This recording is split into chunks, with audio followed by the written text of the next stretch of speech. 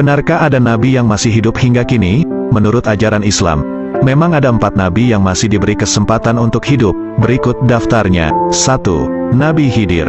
Nabi Khidir mungkin asing bagi sebagian orang, karena namanya memang tidak masuk dalam daftar 25 nabi dan rasul yang wajib diimani. Ia sendiri dikenal sebagai sahabat Nabi Musa. Nabi Khidir sudah ada di dunia sejak tahun 322 sebelum Masehi dan diyakini masih hidup hingga kini.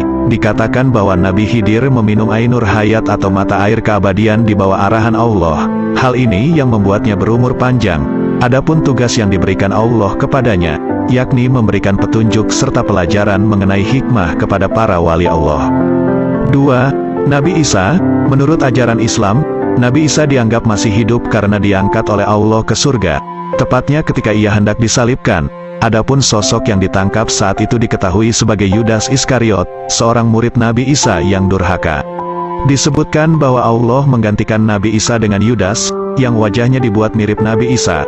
Allah menyimpan Nabi Isa di langit dan akan mengirimnya kembali ke bumi sebelum hari kiamat untuk melawan Dajjal. Di sisi lain, bukti Nabi Isa yang diyakini masih hidup terdapat dalam surat An-Nisa ayat 157. 3. Nabi Idris. Berdasarkan cerita, Nabi Idris mengajukan syarat kepada Allah ketika nyawanya akan dicabut.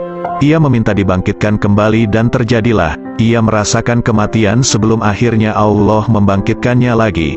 Nabi Idris lantas melakukan perjalanan ke neraka dan surga.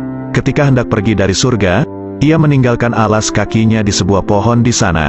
Malaikat Israel menyuruhnya untuk mengambil benda itu. Namun, dengan alasan nyaman, Nabi Idris tidak ingin meninggalkan surga setelah masuk kembali. Ia pun meminta malaikat Israel membiarkannya di surga dan tetap berada di dalam surga sejak saat itu.